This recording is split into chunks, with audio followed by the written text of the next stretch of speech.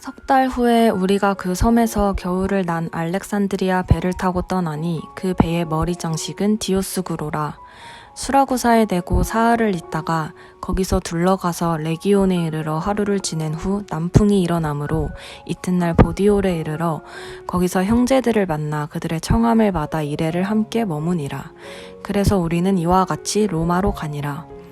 그곳 형제들이 우리 소식을 듣고 앞비오 광장과 트레이스 타베르네까지 맞으러 오니 바울이 그들을 보고 하나님께 감사하고 담대한 마음을 얻으니라. 우리가 로마에 들어가니 바울에게는 자기를 지키는 한 군인과 함께 따로 있게 허락하더라.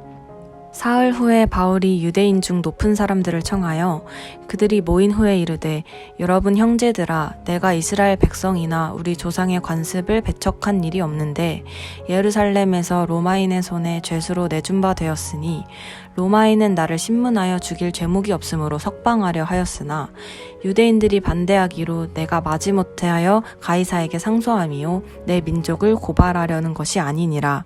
이러므로 너희를 보고 함께 이야기하려고 청하였으니 이스라엘의 소망으로 말미암아 내가 이 쇠사슬에 매인 바 되었노라. 그들이 이르되, 우리가 유대에서 내게 대한 편지도 받은 일이 없고 또 형제 중 누가 와서 내게 대하여 좋지 못한 것을 전하든지 이야기한 일도 없느니라. 이에 우리가 너의 사상이 어떠한가 듣고자 하니 이 파에 대하여는 어디서든지 반대를 받는 줄 알기 때문이라 하더라. 바울은 멜리데에서 다시 로마로 출발합니다. 바울은 초라하고 죄수의 신분으로 다른 사람들과 함께 배를 타고 로마로 향하고 있습니다. 그런데 오늘 본문 11절 후반부에서는 알렉산드리아 배를 타고 떠나니 그 배의 머리 장식은 디오스구로라고 기록되어 있습니다. 사도행전을 기록한 누가가 그냥 쓰지는 않았겠지요. 바울이 타고 가는 알렉산드리아 배는 당시 먼 거리를 여행을 할 때 유용하게 사용하는 아주 큰 배의 종류 중 하나였습니다. 이 배는 오래 항해하기에 아주 적합한 배였습니다. 그런데 이런 배들의 머리에는 늘 장식을 해놓았는데 그 머리 장식의 이름이 디오스구로였습니다. 그리스 신인 제우스의 쌍둥이 아들을 가리켜 디오스구로라고 하였습니다. 당시 뱃사람들에게 널리 숭배되었던 신이었습니다. 그 장식을 이 배에 미신적으로 해놓았던 것입니다. 배에 뚜렷하게 새겨져 있었을 이 문양을 사도행전의 누가는 기록하고 있었습니다. 이것이 상징하는 것은 이 배는 철저히 세속을 상징하는 것입니다. 뱃머리에 있는 그 미신적인 것이 있었지만 바울은 그 배 안에서 죄수의 신분이지만 하나님의 능력, 복음의 능력을 나타내며 자신의 사명을 잘 감당하고 있었습니다. 어떤 풍랑을 만나든 어떤 상황에 처해 있든 바울은 자신 안에 살아계신 예수 그리스도를 전하는 것을 멈추지 않았습니다. 태풍이라는 어려움을 비껴가는 것이 아니라 함께 겪으면서 죄수로 천대받고 보잘것없는 바울은 그 배 안에서 행했던 일들을 통해 중심 인물로 떠서 점점 영향력 있고 신뢰되어져 갑니다.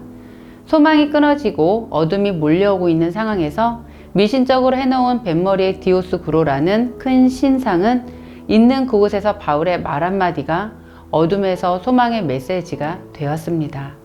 그러나 디오스구로는 아무것도 하지 못하는 그저 사람이 만들어 놓은 신상에 불과한 물건이었습니다.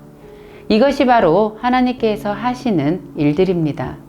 복음의 능력을 가진 그 한 사람이 바로 어디서든지 생명을 살린다는 것이지요.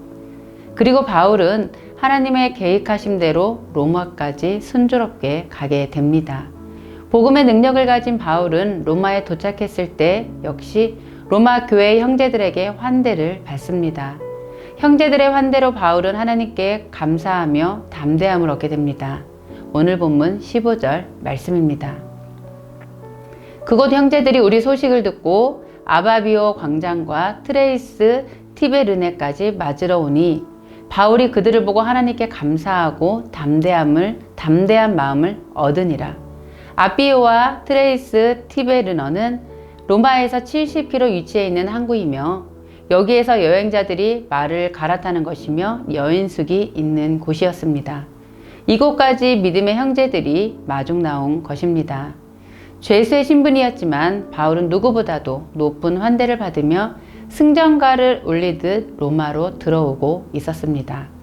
또한 바울은 자유인으로 대우를 받는 은혜로 한 군인과 함께 따로 있게 되어지고 이 은혜로 말미암아 로마의 유대인 지도자들을 만나 자신이 황제에게 항소한 이유와 로마로 오게 된 이유에 대해서 이야기를 나누게 됩니다. 바울이 로마에 오게 된 이유를 20절에서 보면 이러므로 너희를 보고 함께 이야기하려고 청하였으니 이스라엘의 소망으로 말미암아 내가 이 사슬에 매인 바 되었노라. 사실 자기가 원해서 쇠사슬에 매이고 싶은 사람이 누가 있겠습니까? 그런데도 왜 자기가 이렇게 자원하는 것처럼 쇠사슬에 매인 몸, 감옥에 갇힌 몸이라고 하였을까요? 그것은 이스라엘의 소망 때문이라고 바울은 말합니다. 하나님의 구원 역사를 이스라엘의 소망이라고 표현하고 있습니다.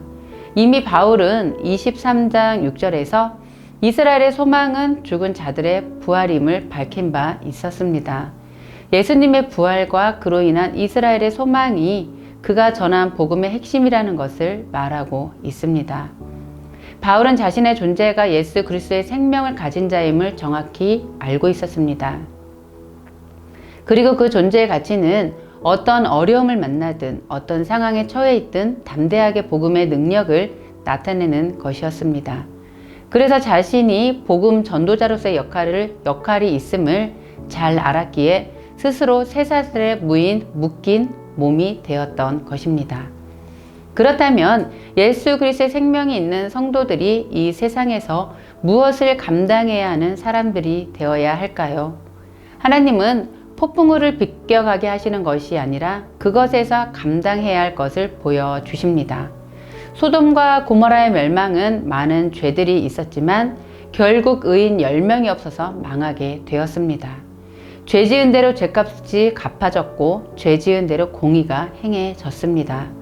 그러나 의인이 있었다면 하나님의 은혜가 있었을 것입니다. 알렉산드리아에 타고 있던 배는 바울로 인하여 살게 됩니다. 마찬가지로 세상은 성도들로 인하여 살게 됩니다.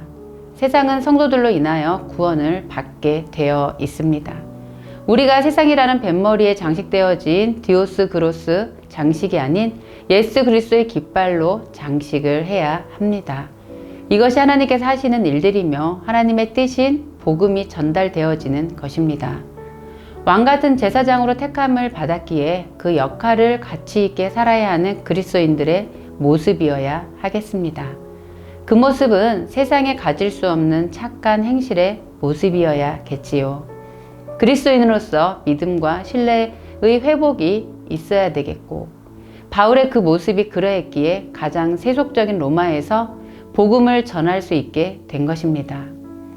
이제 우리 역시도 나의 존재는 무엇인가, 하나님 앞에 나의 역할은 무엇인지 고민해 보셨으면 좋겠습니다. 거창한 역할이 아닌 세상에 신뢰를 주고 세상을 염려하며 왕같은 제사장으로서의 역할을 착한 행실을 하고 있는지 고민하는 하루 되셨으면 좋겠습니다. 오늘 함께 기도하기 원하는 것은 하나님, 왕같은 제사장으로 우리를 택하여 주신 우리가 우리 자신의 존재의 가치와 역할이 무엇인지 깨닫게 하여 주옵소서. 하나님, 그리스도인으로서 세상에 믿음과 신뢰를 주는 착한 행실로 세상을 살리는 의인 되게 하여 주옵소서.